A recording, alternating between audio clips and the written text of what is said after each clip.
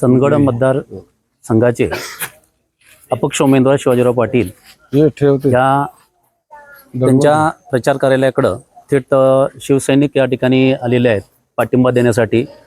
शिवसेना एकनाथ शिंदे गटाचे या ठिकाणी हे शिवसैनिक आले आहेत। दिवाकर पाटील आपल्यासोबत आहेत की दिवाकर पाटील या ठिकाणी आत्ता नुकताच भाऊंच्या या ठिकाणी पाठिंबा तुम्ही दर्शवला, याबद्दल आपली नेमकी एक शिवसैनिक म्हणून आणि एक एकनाथ शिंदे गटाचे एक उपजिल्हा प्रमुख तुम्ही आहात, एक जबाबदारी पद असताना सुद्धा एक अपक्ष उमेदवार तुम्ही पाठिंबा दिला, याबद्दल आपलं मत काय असणार आहे? जय महाराष्ट्र। आज शिवाजी भाऊ पाटील हे अपक्ष उमेदवार आहेत, पण महायुती म्हणून जेव्हा राजेश पाटील आमदार विद्यमान जे आहेत राष्ट्रवादी अजित पवार गटाचे, त्यांचं नाव उमेदवारी म्हणून जाहीर झालं, पण राजेश पाटील आमदार असताना 2 वर्ष त्यांनी महायुतीला पाठिंबा दिलाय।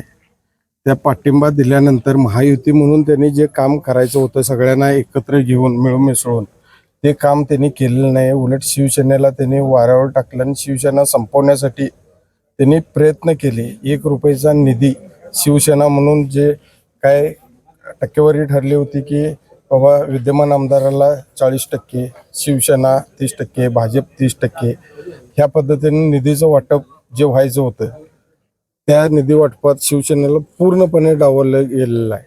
शासकीय आपल्या त्या तालुक्यामध्ये युती जी महायुतीचा राजेश पाटील उमेदवार आहेत त्यांचं आणि महायुतीमध्ये आपण एक घटक म्हणून आहात, आणि असं असताना आज नेमकं कारण काय? म्हणून आमदारांनी जो आमच्यावर अन्याय केलाय त्याच्या विरोधात म्हणून आम्ही अपक्ष उमेदवार जे आता शिवाजी भाऊ पाटील आहेत ते निवडून आले तरी ते महायुतीलाच पाठिंबा देणार आहेत ह्याची खात्री असल्यामुळं, जे एकाच नाण्याच्या 2 बाजू, हो एकाच नाण्याच्या 2 बाजू आहेत, त्यामुळं दोनच पर्याय आमच्या समोर असल्यामुळं महाविकास आघाडीचा तर प्रश्नच येत नाही।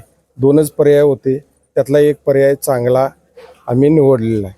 आणि भाऊंची भूमिका आज या चंदगडचा एक व्हिजन घेऊन आलेले आहेत, त्या व्हिजनच्या आणि नेमकं भाऊंच्याकडे एक नेमकं व्हिजन तुम्ही बघून दृष्टिकोन जो आहे तालुक्याचा किंवा मतदारसंघाचा विकासाचा, नेमका कोणता अजेंडा भाऊंच्या तुम्हाला भावलेला आहे? आता अजूनपर्यंत एवढे आमदार झाले, आता जे विद्यमान आमदार आहेत त्यांचे वडील 3 वेळा आमदार होते, हे आता हे 5 वर्ष यांनी आमदारकी ही केली, पण ह्यांना फक्त रस्ते, लाईट, पाणी ह्याच्या पलीकडे यांनी काय निधी आणलेला नाही। भाऊंच्याकडे जे व्हिजन आहे की इथं ते सोडून तरुणांच्यासाठी रोजगार, उद्योगधंदे यावे, पर्यटन स्थळाचा खूप मोठा वाव आहे, त्याच्याकडे ह्या आमदारांनी कुठंच लक्ष दिलेलं नाही।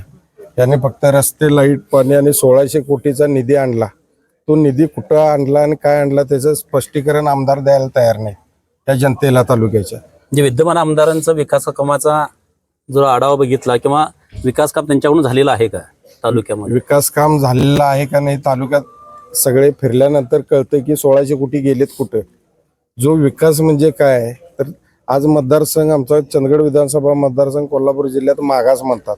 मागासलेपणा कशासाठी? इथं सुख समृद्धी सगळ्या सोयी आहेत, निसर्गानं नटलेला समृद्ध तालुका आहे, मतदारसंघ आहे, पण विकास कशावर अवलंबला जातो? औद्योगिकीकरण झालं पाहिजे। याआधी म्हणजे विकासाचा जे निसर्ग संपन्न आपला तालुका असताना पर्यटनाच्या दृष्टीने काय विकास झालेलाच नाही। एवढी धरणं आहेत, 4 किल्ले आहेत तालुक्यात, कुठंतरी पर्यटनाच्या ह्याच्यात मागे एकदा 2009 पूर्वी त्यावेळेच्या आमदारांनी प्रति महाबळेश्वर, चंदगड हे प्रति महाबळेश्वर आहे असं केलं होतं, आणि त्या ह्याचा दर्जा देऊन इथं सुखसुविधा आणि पर्यटनाच्या दृष्टीनं सगळं काम करू, पण ते झालेलं नाही।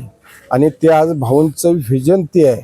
आज तालुक्यामध्ये किंवा मतदारसंघामध्ये नेमकी हवा किंवा परिवर्तन नेमकं काय किंवा हवा कुणाची आज? आता तुम्हाला मी सांगतो 2019ला भाऊंचा विजय थोडक्यात हुकला, पण हार पचवून दुसऱ्या दिवसापासून कामाला लागणारा एकमेव उमेदवार अजूनपर्यंतच्या मी बघितलेल्या 30 वर्षाच्या कालखंडातले भाऊ आहेत, जे 5 वर्षे जनतेच्या सतत संपर्कात आहेत।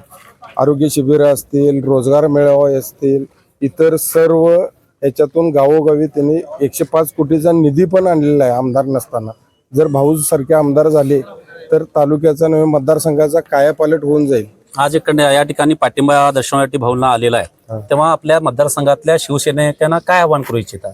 मी सर्व शिवसैनिकांना, पदाधिकाऱ्यांना आवाहन करतो की अजूनपर्यंत जो आपल्यावर अन्याय झाला आहे शिवसेना म्हणून बाकीच्या यांनी सगळा अजूनपर्यंत आपला वापर केलेला आहे. पण आज भाऊ अशी व्यक्ती आहे शिवाजी भाऊ की आपल्या सर्वांना घेऊन जाऊन तालुक्याचा विकास करतील आणि त्यांच्यात ते धमक आहे, धडाडी आहे, तरुण आहेत. आज मुंबई, दिल्ली